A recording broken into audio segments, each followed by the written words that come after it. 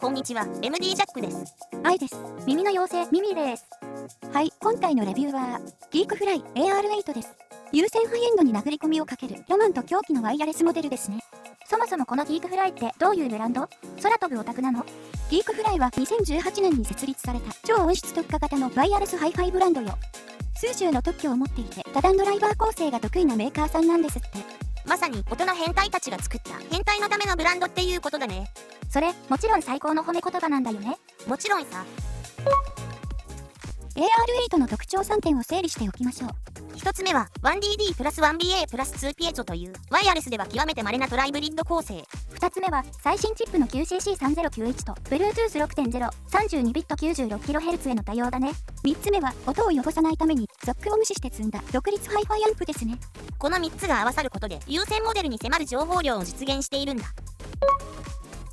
気になるお値段ですけど、アリエクで 3.3 万円前後となっていますね。3万円か。お菓子が何個買えるかな？ミミーちゃん、それは後でやってちょうだい。でも、構成だけ見ればもっと高額になっていてもおかしくないよ。まさに中身で勝負っていうストロングスタイルなわけか。この綺麗な外観はアートウッドパネル。写真で見るより渋い質感ね。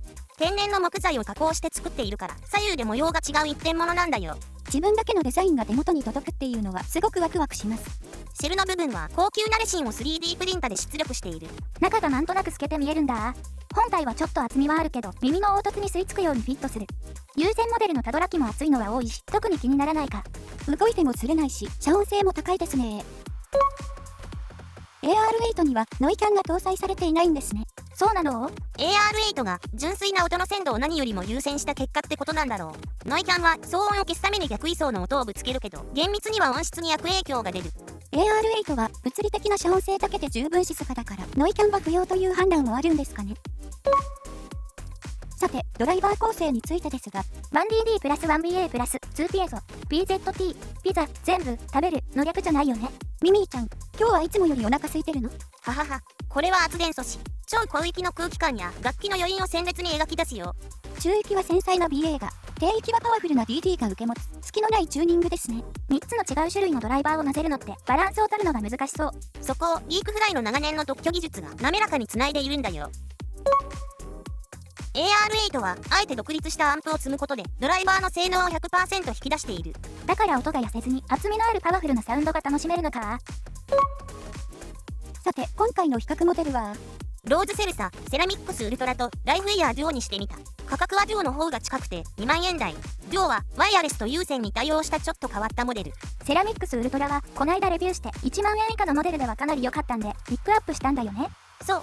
はい。ではサウンドチェックいきましょう。ボリューム上がります。I've been sleeping on my late night dreams. I've been dozing off on you. I've been scared to face reality.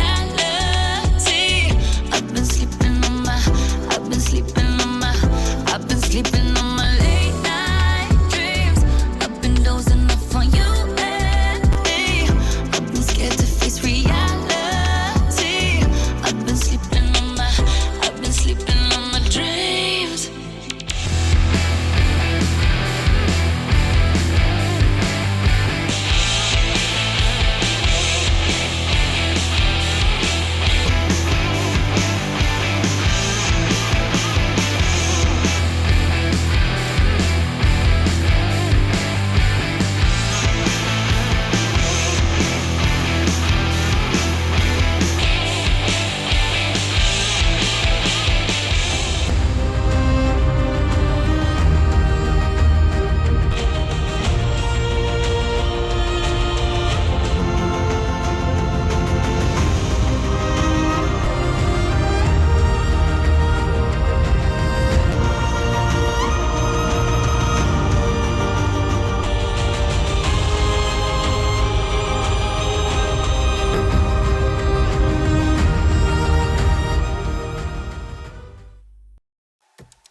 はい、サウンドチェックでした。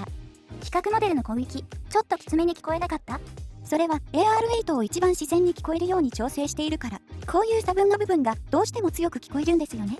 そう、実機の鳴り方にも差はあるけど、比較モデルの出音がきつい感じはなく、むしろこの帯域は AR8 が控えめなのが要因。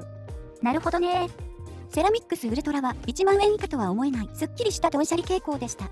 AR8 とはカーブがほとんど一致しない独自路線の鮮やかさが魅力だね。じゃあライフイヤーデュオはAR8 と似たカーブの部分が多いわね。でも見ての通り 200Hz 以下5から 7km、12km あたりに大きな違いがあるわ。全体的にデュオの方が明るく軽快な質感だね。デュオは音質以外で優れた部分と未完成の部分がはっきりしているんで、気になったら過去動画をチェックしてみてください。セラミックスウルトラもね。次はギークフライのアプリですが、 EQ とタッチコントロールの設定だけすっごくシンプルだね。 EQ プリセットとフラットの比較グラフがこれです。広域がぐっと上がる設定が欲しい気がするけどなさそうだね。カスタム EQ も5バンドしかないから細かい調整にはちょっと物足りないですね。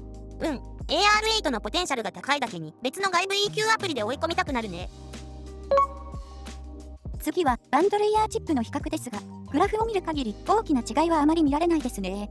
装着感で選べば良さそうだね。そうだね。セロナイヤーフィットマックスはこの辺りを見るとやや明るい傾向になるね。では AR8 の実機視聴の印象に行きましょう。まず低域、グラフで見ても結構ドーンと出てるね。トライブリッド構成のおかげで分離感はあるけどかなりパワフルよね。ただアタック感が少し曖昧で他の帯域に少し被っている印象なんだよな。でも低中域から中域にかけてはしっかり厚みがあって再現力が高いね。ボーカルやメロディーは2キロ付近が控えめだけど引っ込んでる感じはしないわ。広域、シンバルとかの傾向は一歩引いた感じかな。やっぱり低域のパワーに押されてるよね。低域好きにはたまらないだろうけどもう少しバランスよく聞きたい気もする。低域好きな人には合うと思うし、このままでも普通に聴けるし、優先モデルに引けを取らないなり方ではあるんだけど、個人的にはやっぱり低域は少し調整して聞きたい。そこでアプリのカスタム EQ でざっくりこんな感じにするとバランスががぜん良くなり、アタック感、低中域の厚みの調整、ボーカル、メロディーの存在感、シンバル系の繊細さがはっきりしてきた。つまりそれまで感じていた懸念点が一気に払拭されたということですね。あー、確かに印象がかなり変わったね。メインは低域を抑えただけで中高域はほんのちょっと上げただけですけど、ボーカルの存在感やシンバルの繊細さが激変ですね。空間の見え方や定位もよりはっきりして本来のパワフルさと繊細さが両立した印象になったよね。これでも低域が軽くならないんだからすごいわ。ワイヤレスであることを忘れてしまうような質感でしたね。ノイキャンを載せなかったのも納得だね。宅内専用で使うつもりだよ。そのまま聞くなら低域好きに調整すれば誰にでも合う最強の相棒になるね。この質感一度聞いたら他のワイヤレスモデルには戻れなくなりそうです。 AR8 恐るべきモデルでした。はい、ということでギークフライのトライブリッドワイヤレスモデル AR8 のレビューでした。じゃあまた次の動画で会おうね。バイバイ。ご視聴ありがとうございました。 MD ジャックチャンネルはイヤホンレビューを音と波形た言葉で表現します。チャンネル登録お願いします。